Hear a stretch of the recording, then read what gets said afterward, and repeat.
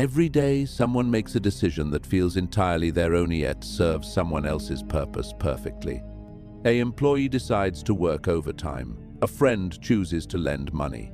A partner realizes they should compromise. The problem we face is this.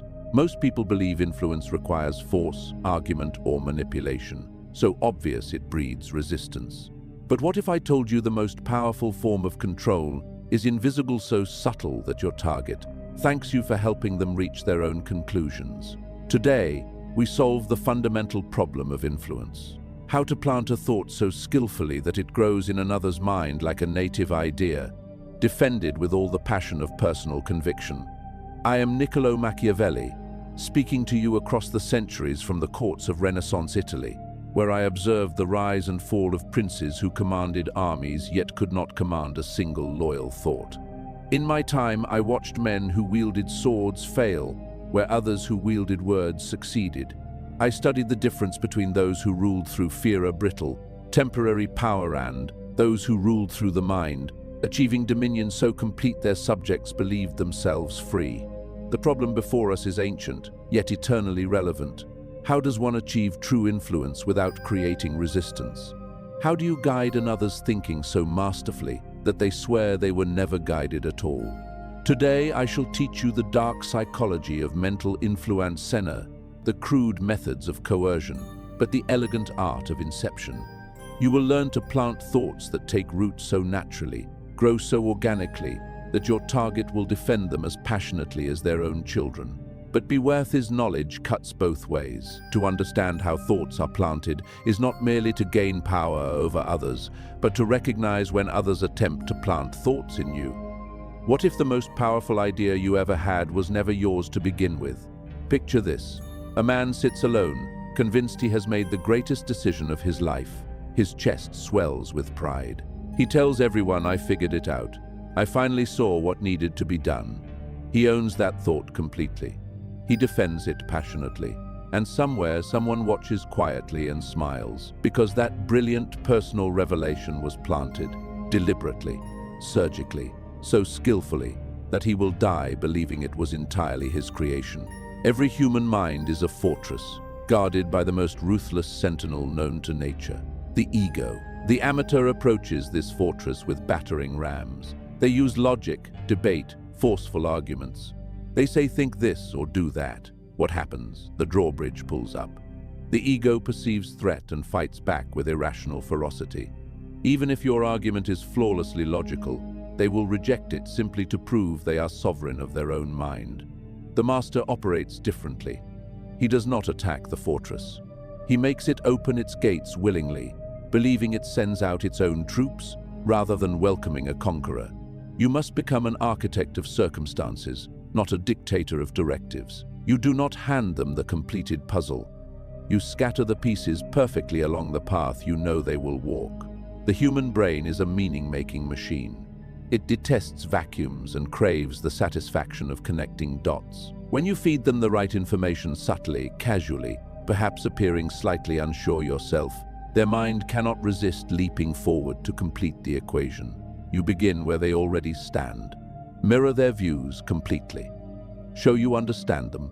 This lowers defenses. Only then insert small questions, light remarks that lead them toward your destination. Given what you have told me about your standards, I wonder how that fits with staying in this situation long term. Notice, you do not say you should leave. You hold up a mirror, making inconsistency visible. Their mind rushes to resolve the tension. When they make that leap, when they speak the conclusion aloud, the trap snaps shut. The thought is born bearing their name. They will defend it with passionate fury they would never muster for your ideas. They will find new reasons to justify it, blind themselves to its flaws, invest everything into ensuring its success. But mastering this illusion demands the ultimate sacrifice. You must assassinate your own vanity. When they proudly present your idea back as their brilliant epiphany, you cannot seek credit. You must widen your eyes in fabricated awe. Praise their ingenuity. Feed the very ego currently locking chains around their wrists. True power requires invisibility. You move as a ghost, shaping destinies of those who will never know your name, orchestrating from shadows while they dance in light. convinced they write the music. The question is not whether this game is being played. The question is whether you are playing it or being played by it. Watch a man present the most logical argument you have ever heard. Perfect facts, flawless reasoning, undeniable evidence. Then watch his audience reject it completely, irrationally, with passionate fury. You have just witnessed the fundamental delusion that destroys most attempts at influence. They believed they were speaking to minds. They were actually speaking to volcanic emotional landscapes where logic is nothing more than a thin, fragile crust floating on molten desires, fears, and vanities. You are not a debater. You are a farmer of human nature. And like any farmer worth his harvest, you must study the soil before you plant a single seed. Every person walking this earth carries within them an invisible garden thick with emotional vegetation that has been growing since childhood. Deep-rooted fears, burning ambitions never spoken aloud, wounds so old they have become part of their personality. Vanities so carefully protected that entire identities are constructed as armor around them. You do not create any of this. You cannot manufacture desire from nothing or forge fear from thin air. Your task is far more elegant. You become an emotional detective, studying your target until you can map the exact composition of their psychological soil. Here is what separates the master from the amateur. The amateur tries to change what a person feels in order to make them think differently. The master identifies what a person already feels and uses that existing emotional reality as the vehicle for delivering the thought. Consider the soil of vanity. You identify a man whose ego demands constant validation. You do not plant your thought by telling him what to do. That threatens his self-image of autonomy. Instead, you approach with a complex problem, painting it as a labyrinth only a truly exceptional mind could navigate. You present a fragment of your idea but frame it as something you struggle to grasp, something requiring strategic foresight you simply do not possess. You suggest someone with his specific background might see it differently. Watch what happens. His ego swells. To prove his superior intellect, he takes your fragment, completes it, and presents it back as his brilliant insight. The thought has taken root because it fed his deepest hunger. Now examine the soil of fear. Fear is the most ancient, primitive, and fertile ground in human psychology. If your target lives in anxiety and desperate need for safety, planting a bold idea will fail instantly. Their soil is toxic to risk. You must frame your thought not as a leap forward, but as the only safe fortress against looming catastrophe. You do not speak of glorious rewards. You casually draw their attention to terrifying consequences of the status quo. You let them imagine walls closing in. You let their own anxiety prepare the ground. Once their fear reaches fever pitch, your thought arrives not as a choice, but as a lifeline. They will grab it desperately, believing they are saving themselves, completely unaware you orchestrated the entire panic. Ambition operates differently still. The ambitious mind is always calculating trajectory, always looking upward.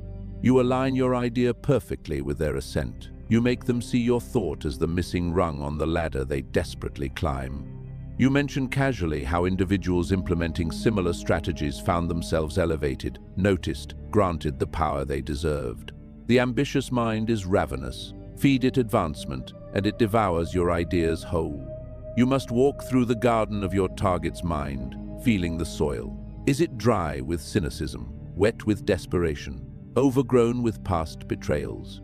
A thought planted in wrong soil triggers the mind's immune system. But a thought that feeds a starving emotion will be embraced, protected, nurtured. They will water it with their own energy, guard it against critics, because rejecting it would starve their emotional needs. This is the dark elegance of true influence. You provide the exact nourishment their psyche begs for and watch your idea grow wild in their mind, twisting roots so deep they cannot distinguish where their emotions end, and your planted thought begins. Watch a man deliver the most compelling argument of his career. Perfect logic, irrefutable evidence, passionate delivery. Then watch his audience reject every word, their minds sealed shut like fortresses under siege. You have just witnessed the fundamental failure that destroys 90% of all influence attempts. He believed he was speaking to rational minds. In reality, he was launching frontal assaults against the most ruthless guardian in human psychology. the ego. Here is the truth that separates masters from amateurs. The moment you make a statement, declare a fact, or issue a command, you trigger an ancient biological response. The listener's mind does not evaluate your words for accuracy. It evaluates them for threat. Every declaration you make is perceived as an intellectual invasion, an attempt to colonize their mental territory. Their ego rises like an immune system, rejecting your ideas not because they are wrong, but because they came from you instead of them. The strategic question operates on completely different psychological terrain. It does not attack the fortress of ego. It makes the fortress open its gates willingly, believing it is sending out its own scouts rather than welcoming a conqueror. Understand this fundamental flaw in human mental architecture. The brain cannot ignore a question. When you ask anything, even rhetorically, the listener's subconscious immediately begins searching for answers. This is not a choice. It is as involuntary as breathing. You do not force them to think. The structure of the question compels them to do the work for you. They become unwitting architects of their own mental transformation, gathering the materials, constructing the framework, and installing the conclusion, all while believing they are exercising independent reasoning. You must stop thinking of questions as tools for gathering information. That is the mentality of a clerk taking inventory. For the Machiavellian operator, questions are mechanisms of behavioral programming. You are not asking because you want to know their thoughts. You are asking because you want to dictate the exact parameters of what they think about. By framing the question, you control the boundaries of their mental playing field entirely. Watch this transformation in action. The amateur says, "You should leave that toxic relationship." Immediately, resistance flares. The ego asks, "Who gave you authority over my personal life?" The master asks instead, "When you imagine yourself 5 years from now, still navigating these same conflicts, how does that make you feel?" Notice what just occurred. Their mind was forced to project into an imagined future, to visualize continued pain, to experience emotional consequences viscerally. You planted no opinion. You simply opened a door, and their own psyche walked through it, dragging fear and regret behind. The hierarchy of question power reveals itself in 3 ascending levels. Weakest are confirmation questions seeking simple yes or no responses. These generate minimal mental engagement and leave little psychological residue. More powerful are imagination questions beginning with what would happen if or how would it feel when, because these activate not just analytical thinking but emotional and sensory experience. A mind that has vividly imagined an outcome has already partially lived it. That imagined experience becomes real evidence their psyche uses when making future decisions. Most devastatingly powerful are ego bypass questions that remove personal threat entirely. If you were advising someone you care about facing exactly this situation, what would you tell them? This question is psychological engineering at its finest. It lifts them outside their defensive emotional investment. Suddenly, they are not protecting ego or justifying past mistakes. They are wise counselors dispensing objective wisdom. The advice they give this imaginary person is almost always the exact conclusion you needed them to reach about themselves. Sequential questioning builds entire mental corridors. You begin with broad questions establishing agreement on universal principles. They answer, feeling safe and intelligent. You narrow slightly, applying that principle to their situation. They answer, maintaining consistency. You narrow further, forcing them to confront reality. By the fourth question, they are trapped in a logical corridor with only one exit. The exact thought you wanted to plant from the beginning. They speak your conclusion using their own voice, driven by their own reasoning, completely unaware you laid every paving stone beneath their feet. The camouflage that makes this weapon invisible is your tone. You must never sound interrogative or challenging. The most dangerous questions are delivered with soft curiosity, tilted head, expression of genuine seeking. You play the humble student needing their brilliant illumination. When you ask, "What do you think happens to people who ignore warning signs like these?" you are not threatening them. You are inviting them to threaten themselves with their own imagination. Watch the amateur prepare for influence. He rehearses arguments, sharpens vocabulary, perfects delivery, walking into battle armed with nothing but words like a knight carrying a feather against cannons. Then he loses spectacularly, wondering why his brilliant logic bounced off an impenetrable wall of resistance. He never realized that by the time his mouth opened, the war was already decided. Not by what he said, but by where he said it, when he said it, and in what carefully constructed reality he allowed that conversation to unfold. The true prince does not begin with language. He begins with the stage. You are not merely having a conversation. You are orchestrating a complete sensory and psychological experience designed to make your target's mind arrive at exactly one conclusion. The thought you planted feels like the only logical response to this particular moment in this particular place. Understand this fundamental truth about human psychology. The brain does not process ideas in isolation. Every suggestion, every whisper, every subtle manipulation is filtered through the physical, temporal, and emotional environment surrounding it. Scientists have proven this with devastating clarity. People negotiate more aggressively in rooms with hard furniture. They make generous decisions in natural light. They feel powerful when seated at elevation. They become compliant when physically cold. None of these subjects believe their environment controls their thinking. Every single one swears they reasoned independently. This is your invisible weapon, environmental architecture. Before you speak a single word, you become the secret designer of reality itself. Location is your first variable. A conversation on your territory versus theirs produces fundamentally different psychological dynamics. On your ground, you carry subtle authority of ownership. Your target feels slightly displaced, slightly uncertain, slightly more accommodating. The prince who negotiates in his own palace wins half the battle before doors open. But territory is merely the foundation. You must master the geometry of influence. Never position yourself directly across from your target in confrontational alignment. Sit beside them, creating unconscious alliance. Control lighting so they face brightness while you operate from comfortable shadow. A conversation across a rigid table with locked eye contact becomes a duel. The same exchange while walking side by side, eyes forward, feels like shared journey toward mutual discovery. Timing operates as your most devastating environmental variable. The ego requires immense energy to maintain resistance. It runs on a biological battery that depletes throughout each day. Strike when that battery drains, late evening after grueling decisions, or mid-afternoon when the brain craves shortcuts. During this cognitive depletion, exhausted minds stop analyzing and start accepting. They welcome your thoughts as convenient resolution to their fatigue. You must also architect the social environment surrounding your target. Humans instinctively calibrate thinking against perceived group consensus. Before approaching directly, you seed their social landscape. Ensure people they respect have encountered fragments of your idea. When your thought finally arrives, it breathes familiarly in atmosphere already prepared, validated by trusted voices they never suspected you influenced. Even sensory details serve your design.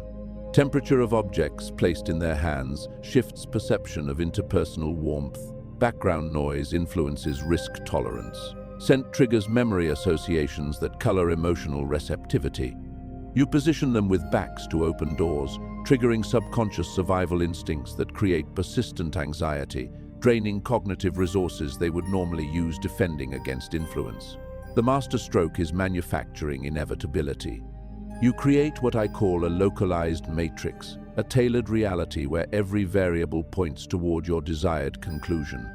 Lighting, temperature, ambient sound, sequence of events, all whisper the same message.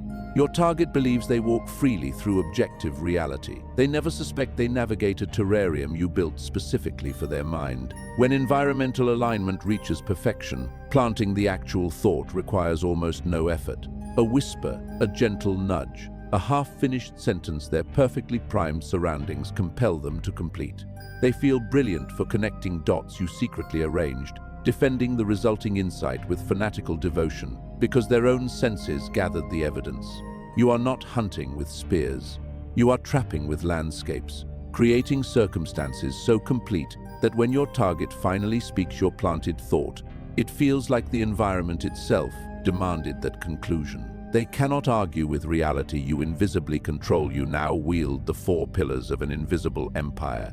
The art of making your thoughts feel native to foreign minds. the science of cultivating emotional soil where only your desired ideas can grow, the weapon of questions that compel others to build their own mental prisons, and the mastery of orchestrating reality itself until your conclusions feel inevitable as sunrise. This is power in its purest form, not the crude dominion that announces itself with fanfare and breeds rebellion, but the absolute authority that operates in shadow, where your targets defend your planted thoughts more fiercely than their own children, never suspecting they dance to music you composed in silence. The choice before you is ancient and eternal.